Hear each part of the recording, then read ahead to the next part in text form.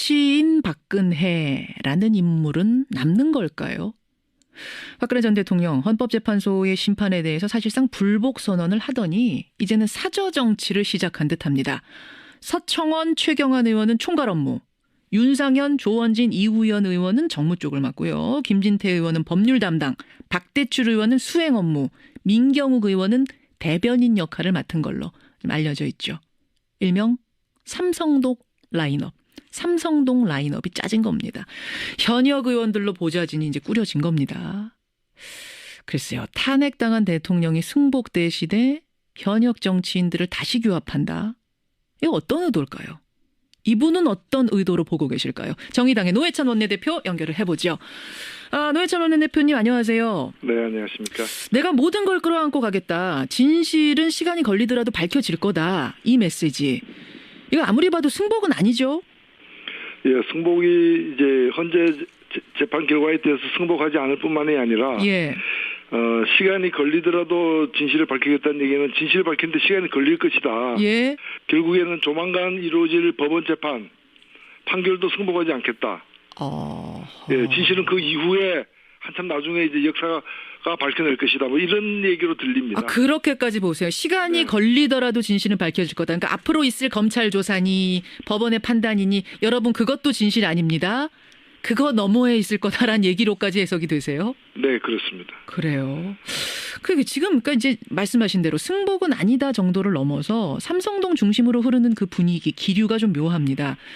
당장 일요일에 그 현역 의원들이 집 앞에 도열해 있었고 박 전 대통령 메시지도 보좌관이나 수행하던 사람이 아니라 현역 의원이 읽었어요. 민경욱 의원이 읽었고 그 내용은 말씀하신 대로 시간 걸리더라도 진실을 밝히겠다는 내용이고 지금 박 전 대통령의 의도 이거 어떻게 읽고 계세요? 뭘 생각하고 뭘 노리고 있는 걸까요?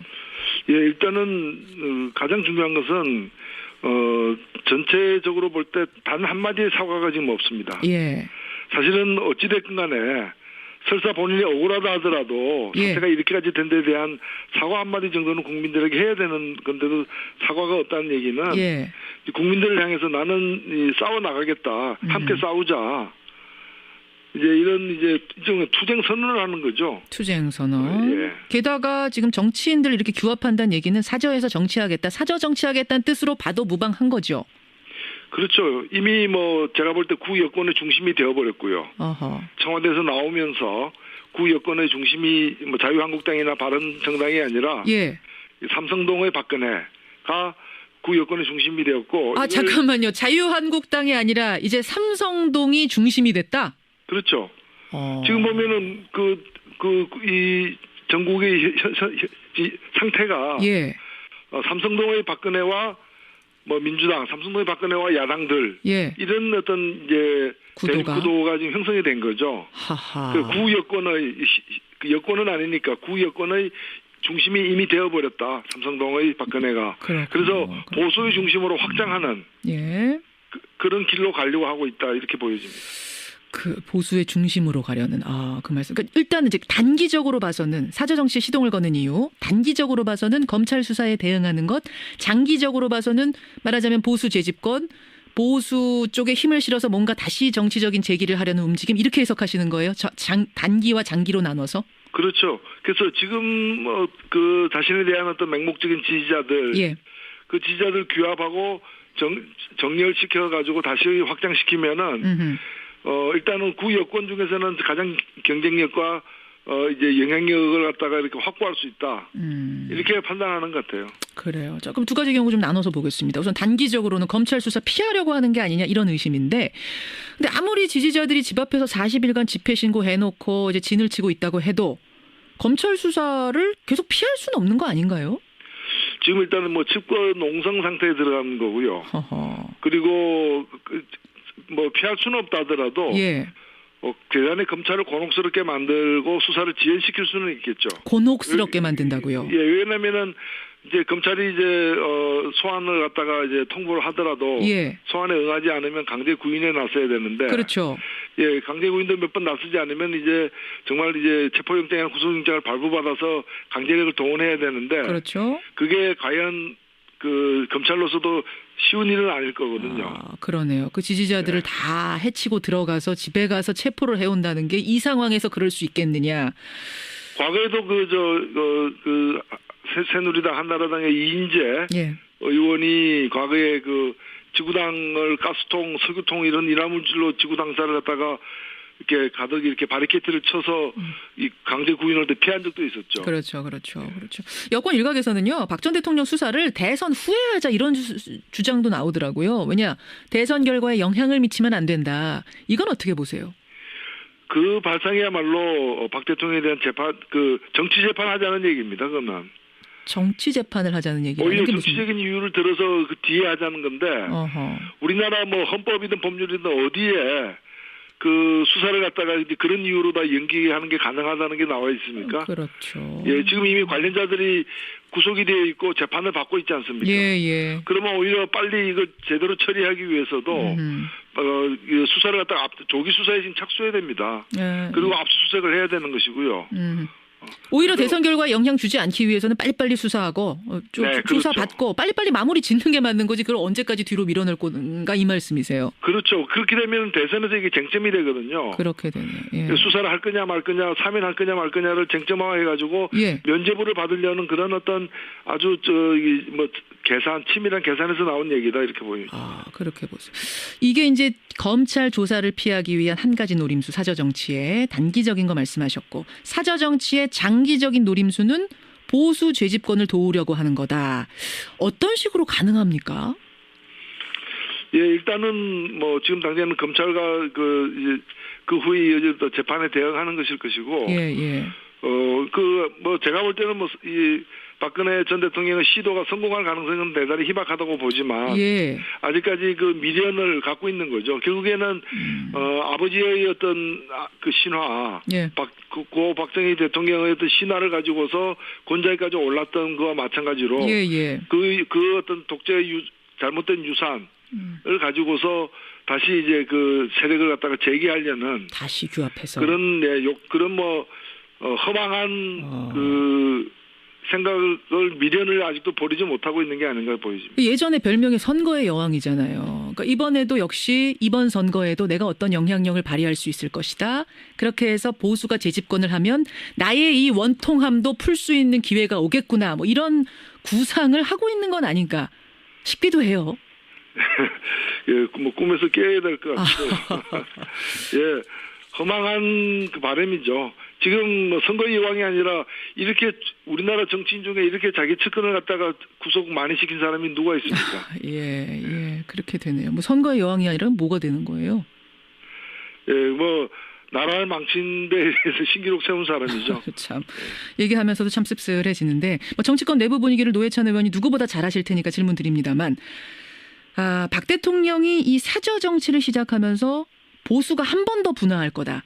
다시 말해서 자유한국당에 몸담고 있지만 이 불복, 이 사저 정치에 동의할 수 없는 의원들이 다시 한번 탈출해 나갈 거다. 이 분위기 동의하십니까?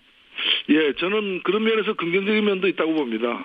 지금 박근혜 전 대통령 그 주변의 어떤 행태를 갖다가 옹호할 수는 전혀 없지만 결국에 이렇게 그 민심과 정반대로 가게 되면은 모두가 그걸로 따라가지 못할 거거든요. 그래서 시대착오적인 어떤 그런 이 강경 수구 세력과 좀 합리적이고 온건한 그런 보수 세력이 분리되는 계기가 될 가능성이 있다라고 보여집니다. 어제 바른정당의 이준석 당협위원장이요, 수도권 지역구 가진 한 10대 명 정도의 자유한국당 의원들이 바른정당에 노크하고 있다, 문의하고 있다, 이런 얘기하더라고요. 예, 그런 점에서 저는 임명진 비대위원장과 자유한국당이 빨리 결단을 내려야 됩니다. 어떤 결단이요? 사실 자신이 배출한 대통령 아니었습니까? 그러자면 그 대통령이 이렇게 탄핵 심판을 받았고 또 탄핵 심판 받은 걸 갖다가 또 인정한다고 수용한다고 하지 않았습니까? 그렇다면 이 새누리당은, 자유한국당은 자진 해산하는 게 마땅하죠. 그리고 국민의 세금으로 이루어진 그 당 재산도 그 국가에 헌납을 하고 자진 해산한 뒤에 새롭게 뭐 정치화를 하더라도 이 당 자체는 해체하는 것이 맞는 대통령 탄핵과 함께 배출한 당도 해체되는 게 맞다라는. 그게 국민에 대한 도리죠. 그리고 그 재산에 대해서도 미련 갖지 말고 국가에 헌납을 해야 되는 것이고, 그 후에 뭐 삼성동으로 갈 사람과 예. 제대로 된 어떤 합리적 보수의 길을 갈 사람이 나뉘어서 각자 이렇게 분별 정립해야죠. 지금 청취자 4490님, 뭐 전준환님 외에 많은 분들이 근데 현역 의원이 국민 세금으로 움직이는 건데 탄핵된 대통령을 보좌하는 거, 라인업 짜서 보좌하는 게 이게 법적으로 문제 없는 건가? 도의적으로 문제 없는 건가? 이런 질문이 꽤 많이 들어오네요, 노 의원님. 사실은 자유한국당이 제대로 된 정당이라면은 스스로 해체하기 전에 그 탄핵에 대해서 불복하는 의원들은 그 헌당규로다가 그건 어떻게 그 내부에서 징계 조치를 해야 됩니다. 징계 조치. 지금 여전히 박근혜 전 대통령도 여전히 당원이잖아요. 예, 그러네요. 그러고 보니까 여전히 탄핵 됐는데도 그 아무런 조치하지 않으면서 우리는 탄핵 심판을 존중한다. 이건 앞뒤가 다른 얘기죠. 알겠습니다. 예, 여러분 어떻게 생각하십니까? 여기까지 말씀 듣죠. 노회찬 원내대표님 고맙습니다. 네, 감사합니다. 정의당 노회찬 원내대표였습니다. 정치인 박근혜라는 인물은 남는 걸까요? 박근혜 전 대통령 헌법재판소의 심판에 대해서 사실상 불복 선언을 하더니 이제는 사저정치를 시작한 듯합니다. 서청원, 최경환 의원은 총괄 업무, 윤상현, 조원진, 이우연 의원은 정무 쪽을 맡고요. 김진태 의원은 법률 담당, 박대출 의원은 수행 업무, 민경욱 의원은 대변인 역할을 맡은 걸로 알려집니다. 그 이후에 한참 나중에 이제 역사가 밝혀낼 것이다. 뭐 이런 얘기로 들립니다. 그렇게까지 보세요. 시간이 걸리더라도 진실은 밝혀질 거다. 그러니까 앞으로 있을 검찰 조사니 법원의 판단이니 여러분 그것도 진실 아닙니다. 그거 너머에 있을 거다라는 얘기로까지 해석이 되세요? 네, 그렇습니다. 그래요. 그러니까 이제 말씀하신 대로 승복은 아니다 정도를 넘어서 삼성동 중심으로 흐르는 그 분위기, 기류가 좀 묘합니다. 있죠. 일명 삼성동 라인업. 삼성동 라인업이 짜진 겁니다. 현역 의원들로 보좌진이 이제 꾸려진 겁니다. 글쎄요. 탄핵당한 대통령이 승복될 시대 현역 정치인들을 다시 규합한다. 이거 어떤 의도일까요? 이분은 어떤 의도로 보고 계실까요? 정의당의 노회찬 원내대표 연결을 해보죠. 노회찬 원내대표님 안녕하세요. 네, 안녕하십니까. 내가 당장 일요일에 그 현역 의원들이 집 앞에 도열해 있었고 박 전 대통령 메시지도 보좌관이나 수행하던 사람이 아니라 현역 의원이 읽었어요. 민경욱 의원이 읽었고 그 내용은 말씀하신 대로 시간 걸리더라도 진실을 밝히겠다는 내용이고 지금 박 전 대통령의 의도 이거 어떻게 읽고 계세요? 뭘 생각하고 뭘 노리고 있는 걸까요? 예, 일단은 가장 중요한 것은 모든 걸 끌어안고 가겠다. 진실은 시간이 걸리더라도 밝혀질 거다. 이 메시지. 이거 아무리 봐도 승복은 아니죠? 예, 승복이 이제 현재 재판 결과에 대해서 승복하지 않을 뿐만이 아니라 시간이 걸리더라도 진실을 밝히겠다는 얘기는 진실을 밝히는데 시간이 걸릴 것이다. 예. 결국에는 조만간 이루어질 법원 재판 판결도 승복하지 않겠다. 예, 진실은